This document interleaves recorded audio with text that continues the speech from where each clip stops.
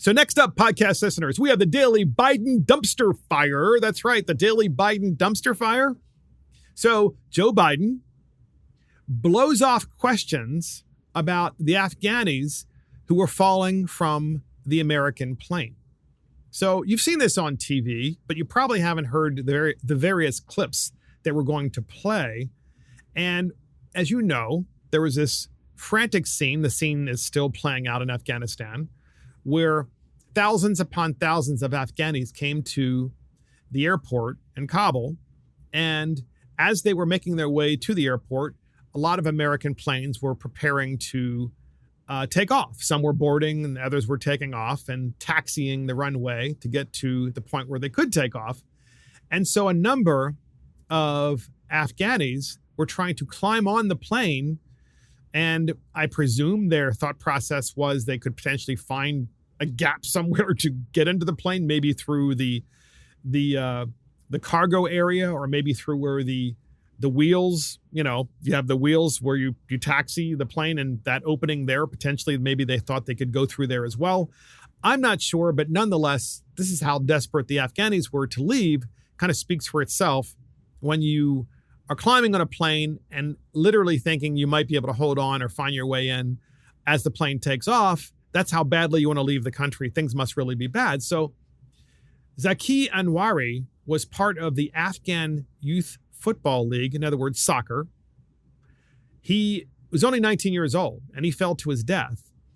And so George Stephanopoulos asked Joe Biden about this. But before we play that clip, we're going to play the clip about Zaki Anwari, who is the Afghan youth football player who's only 19 years old, who did just that. He climbed on the plane and was desperate to get out and ultimately fell to his death when the plane was airborne. And that's how badly he wanted to leave. And so we have a clip about this particular matter from BBC, and here it is. One of the young men who fell from a plane, clinging to it even after takeoff, a talented footballer who had played for the national youth team, part of a generation of Afghans now facing a deeply uncertain future. Sikandar Kamani, BBC News, Kabul. So pretty bad, right? You have all these Afghanis, and they showed a picture.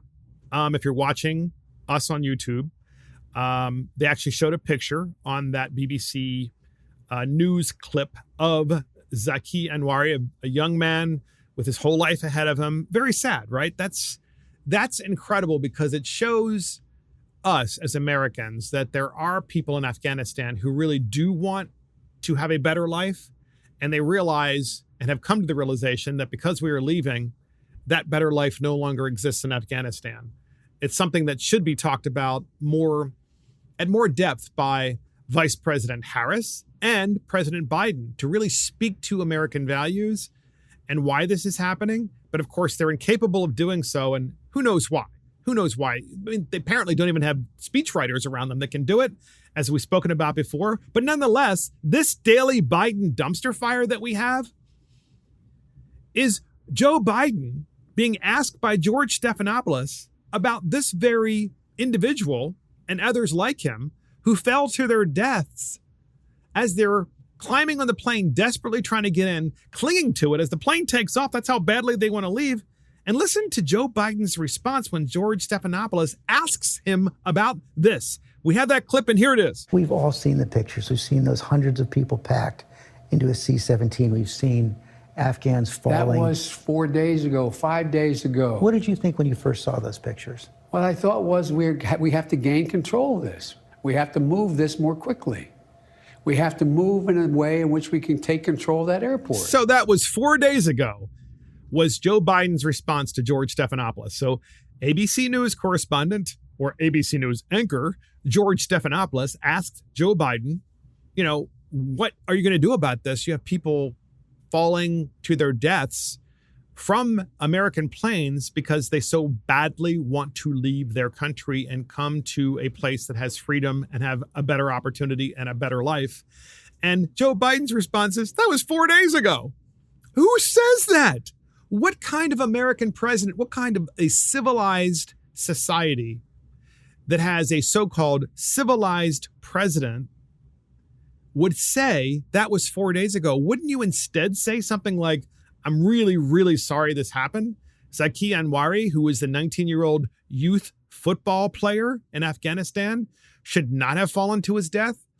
We should have assured them that we would do everything that we could in an orderly fashion to get them out of Afghanistan if they really wanted to, but that we had to prioritize who was leaving first, which makes perfect sense, and that we were trying to take control of the situation. And this happened anyway, and we're so sorry for him. We're so sorry for his family.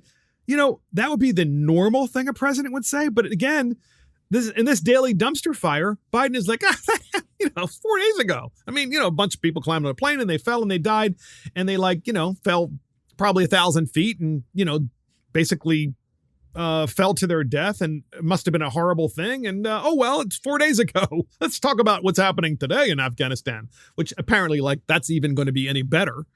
So unbelievably so, George Stephanopoulos didn't even follow up. He didn't even say to Joe Biden, well, Mr. President, don't you think that you should show some compassion about this particular issue? No, of course not. Because George Stephanopoulos is a progressive. He's not going to try to undermine Joe Biden, who's, of course, has no credibility left anymore. So understanding all of this that played out, Donald Trump was speaking in Alabama just 2 days ago, his usual tour that he does. This is continuing, by the way, but it's not being covered by the media. Podcast listeners, you wouldn't even know this is happening, but it's still happening. And his crowds are huge still. So here's Trump speaking in Alabama 2 days ago about this particular issue. Here it is. The scene of those big giant planes taking off with people hanging on the sides and falling off. There'll never be anything like that. That's worse than the helicopters. You remember the helicopters taking off the roofs? This blows it away. Not even a contest. This will go down as one of the great military defeats of all time, and it did not have to happen that way. This is not a withdrawal. This was a total surrender. That's exactly right. And imagine the optics, right? These optics, people climbing on American planes, the plane takes off and they fall off and fall to their death. And of course, so many people see different things, right? I think Democrats see, we just need to get out of there. It's not our problem. And of course, I think there are so many others who say, this is a humanitarian issue. There are a lot of people that actually want a better life, like this 19-year-old. I mean, it's really at the beginning of his life, and probably really what he wanted to do is to play football, right? Which is soccer. He probably just wanted to go somewhere where he could actually play and have an opportunity to play professionally, which, of course, in Afghanistan, as you can imagine, there are incredibly limited opportunities because most of your life is spent just trying to survive. So in the Wall Street Journal today, a firefight erupts at Kabul airport as security situation worsens in Afghanistan. This is today, right? One Afghanistan soldier is killed at the airport as tens of thousands are still seeking to flee the country. Tens of thousands of people in Afghanistan are trying to flee the country. Imagine that, tens of thousands. A gun battle broke out early today. This is today at Kabul's airport, killing at least one Afghan soldier, with the security situation getting even worse as the United States and its Western allies consider extending an evacuation operation that has been engulfed in chaos for more than a week.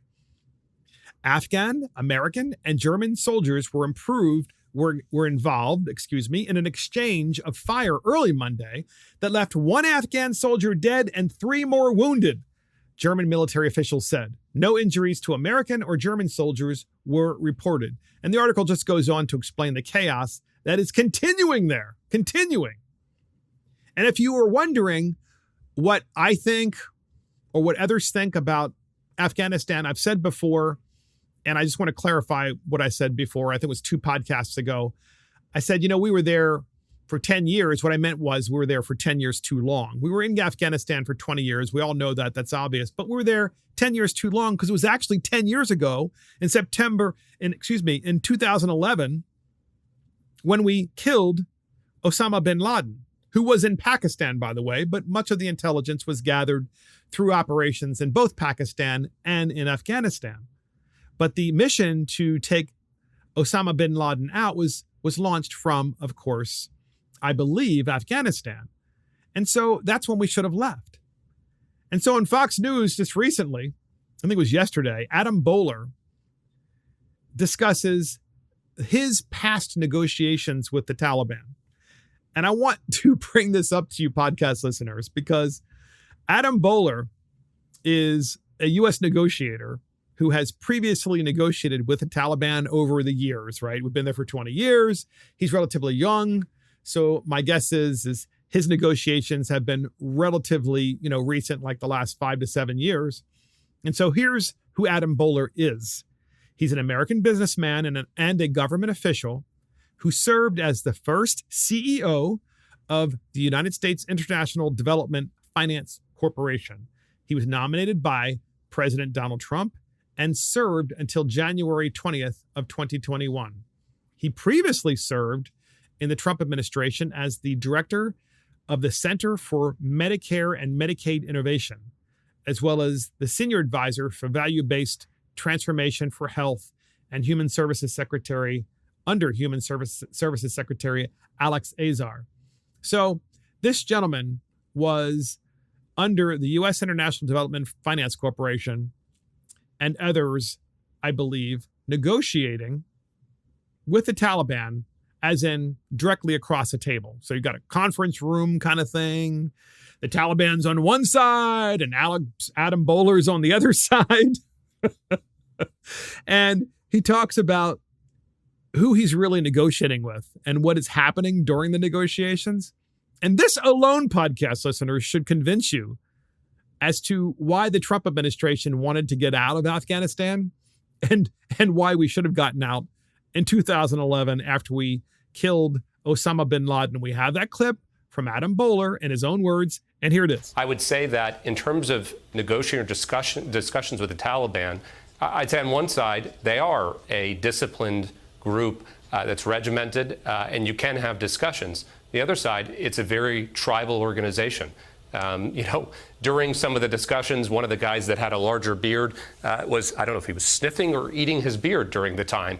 There was another guy that, was picking his nose during and put his hand like that.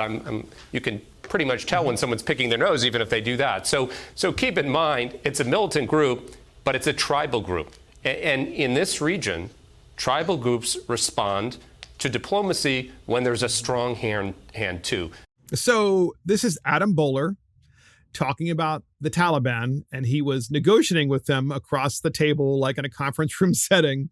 And as he's negotiating with them, and this is, these are serious negotiations, one of the tribal leaders put his hand in front of his face like this and was picking his nose and eating it, but trying to hide it, like during a negotiation.